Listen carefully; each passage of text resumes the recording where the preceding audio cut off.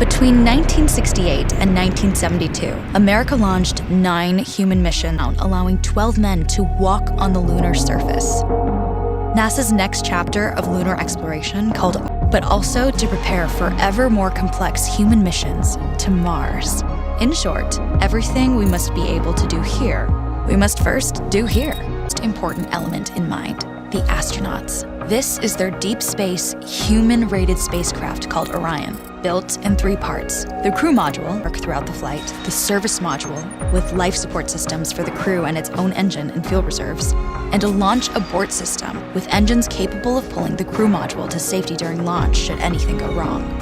To accomplish the task of launching our crew and heavy payloads, NASA is building the Space Launch System, comprising of a cargo hold, an exploration upper stage, a massive core stage, and 2 extended solid rocket boosters. Altogether, this is the world's most powerful rocket, and it exceeds the legendary Saturn V of the Apollo era in numerous ways.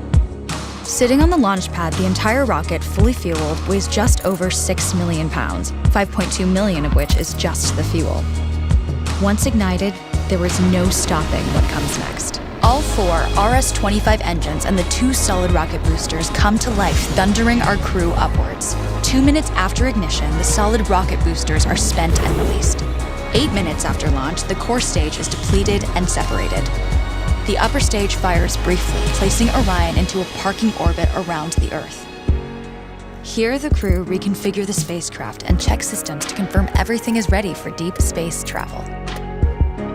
With a go from mission control, the crew reignite the exploration upper stage engines to leave Earth entirely. The exact timing of this maneuver is critical to reach a speed that can escape Earth's gravitational pull, but also put Orion on a course that will intersect the Moon days later. Once this burn is complete, the upper stage of the SLS is jettisoned and the crew aboard Orion coast for several days toward all that awaits them at the Moon.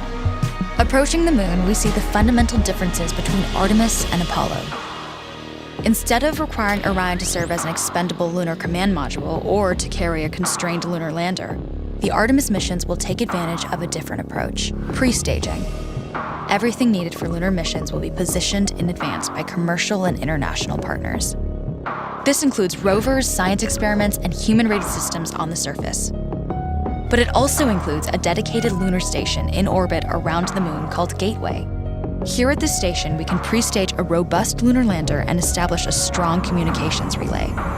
Designed with open standards, the Gateway can be expanded as new missions and partnerships develop, allowing multiple human missions on the Moon at the same time and enabling ongoing science to be conducted even between human missions. The Gateway is also capable of adjusting its orbit to allow access to every part of the Moon, something the Apollo missions could not do. But the real key in this approach is placing Gateway in a unique halo orbit to perfect the maneuvers needed for Mars missions. And with the growing list of commercial and international opportunities, Gateway is the ideal hub between Earth and all that lies beyond. Returning to our crew as they approach Gateway, the Orion must match the elliptical orbit of the station in order to successfully dock. Once on board, pre-selected crew members transfer to the lunar lander, while those assigned to Gateway remain on station.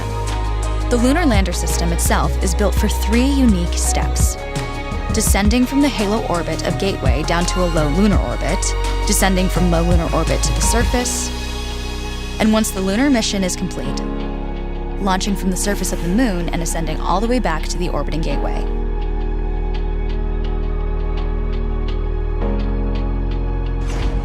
Once back aboard the Orion spacecraft and undocked from Gateway, the crew fire their engine once to break out of the halo orbit and once again to sling the spacecraft around the Moon, placing it on a multi-day trajectory back towards Earth. As they near the end of this journey, the service module is released, and the crew module is oriented heat shield first. Entering Earth's atmosphere at 25,000 miles per hour, the friction of air slows Orion considerably, while also subjecting it to temperatures of 5,000 degrees.